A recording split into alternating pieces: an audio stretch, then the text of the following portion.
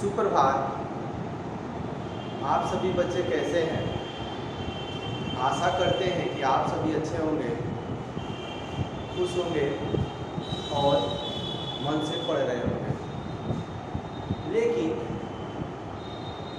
आज मैं आप सभी को एक बात करने आया हूँ और पढ़ाऊँगा। आज पाठ हम लोग 8 का एक वृक्ष की हत्या, ये पाठ हम लोग पढ़ेंगे और कुंवर नारायण इस पाठ के लेखक हैं। ठीक है, देखिए कहना ये है कि हम देख रहे हैं कि बहुत सारे ऐसे बच्चे हैं जो अपने पढ़ाई को मजाक बना लिए, ठीक है, और देखते हैं कि वो हम कहीं कहीं देखते हैं कि वो घूम रहे हैं, उससे पढ़ाई से कुछ लेना देना नहीं है।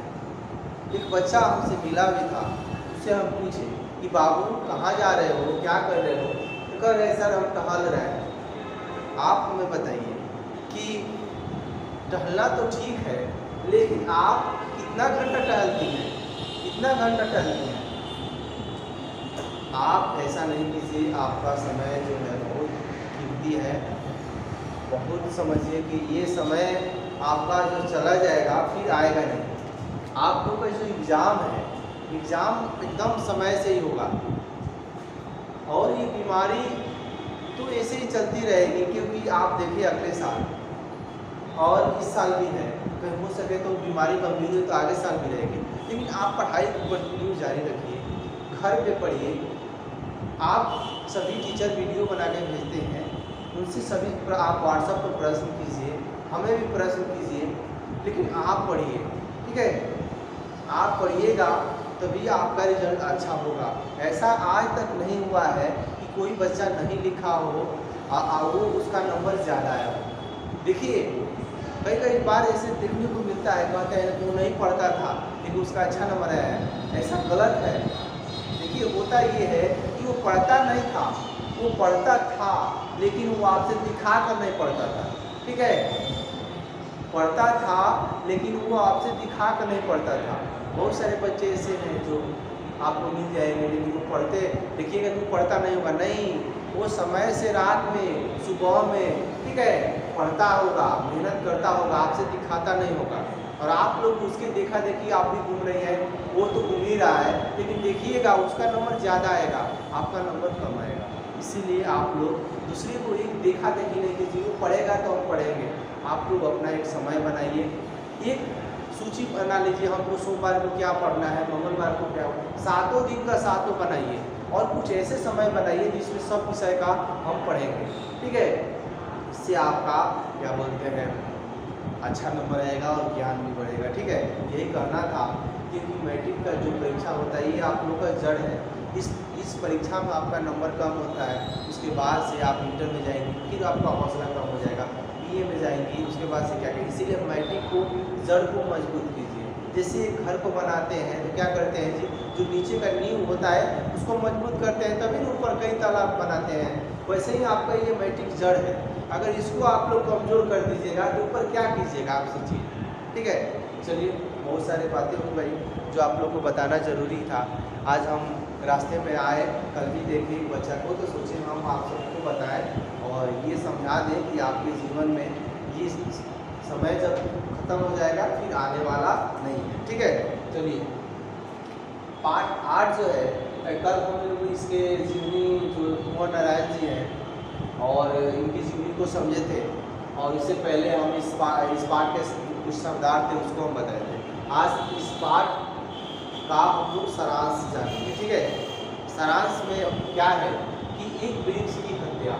ठीक है, आप सभी को हम कई बार बताएं कि पाठ के नाम से ही हम समझ सकते हैं कि इसमें किस चीज़ का वर्णन किया जाए। इसमें एक वृक्ष है जो पुराना है और वो आज नहीं है, उसको कट चुका है, और या आज के आधुनिक युग में बहुत सारे ऐसे पेड़ अनाधुन कट रहे हैं। ठीक है, वही इस पाठ में दर्शाया गया। ठीक है, चलिए इस पाठ को हम पढ़ते हैं, समझाते हैं। एक वृक्ष की हत्या पाठ है। अब की घर लौटा तो देखा वो नहीं था, वो बूढ़ा चौकीदार वृक्ष जो हमेशा मिलता था घर के दरवाजे पर तैनात। ये कह रहे हैं लेखक कि वो कहीं गए हुए थे और वो आए हैं अपने घर पे देख रहे हैं कि पुराना कोई वृक्ष है चौकीदार की तरह, चौकीदार का मतलब क्या होता है, रखवाली करना। जैसे क्या है, जैसे धूप आया तो धूप पे वो छांव देता था, वहाँ बैठने पर रखवाली, वही यहाँ बातें कह रहा है। तो पुराना जो पेड़ था वो आज नहीं मिला जो हमेशा मिलता था, वो तो कट चुका है। वही पुराने चमड़े का बना उसका शरीर, वह शख्स जान फूलदार तना, मैला कुचैला राइफिल सी एक सूखी डाल, एक पगड़ी पतीदार, पाँवों में फटा पुराना जूता, चरमराता लेकिन अकड़ बल बूता। कहने का अर्थ यह है, ये जो पेड़ था बहुत पुराना था, उसका जो शरीर था वो पुराना हो गया था, उसका जो शरीर का चारों तरफ का जो छाल था वो भी पुराना हो गया था, मैला कुचैला, और वो सूखी डाल था, एक तरफ हरियाली थी, एक तरफ सूखा डाल था, यही वहाँ पे कह रहा है। और एकदम मजबूत था, अकड़ मतलब सीधा खड़ा था। धूप में, बारिश में, गर्मी सर्दी में, हमेशा चौकन्ने अपनी खाकी वर्दी में। कहने का अर्थ ये है, ये जो पुराना पेड़ था जो आज नहीं है, कट चुका है, वो पहले हम देखते थे धूप हो चाहे गर्मी हो चाहे सर्दी हो एकदम वैसे ही डटा खड़ा रहता था। गर्मी होता था तो हमें धूप देता था, छाया देता था, और आज वो नहीं है, कट चुका है। दूर से ही ललकारता कौन, मैं जवाब देता दोस्त। कहने का अर्थ ये है कि यहाँ अपनी और तुलना दोस्त से किए हैं, कहते हैं कौन है तो दोस्त है। तो कौन कहता था, वो पेड़ पूछता था, ये वो नारायण सिंह कहते थे। ये यहाँ कुछ बनावटी बातें हैं जो यहाँ पकाई गई है रोचक बनाने के लिए कविता को, ठीक है। और पल भर में बैठ जाता उसकी ठंडी छाँव में। आया ना समझ में? अभी आपको बताएं कि बहुत सारा धूप था, और जब हम आ जाते थे तो हम वो वहीं पे छाँव में बैठ जाते थे, आराम करते थे, सो जाते थे, ठीक है। दरअसल शुरू से ही था हमारे अंदेशों में कहीं एक जानी दुश्मन। कहने का अर्थ ये है, इनको पहले से ही शक था कि एक व्यक्ति आएगा और इसको कहीं काट न दे, ठीक है।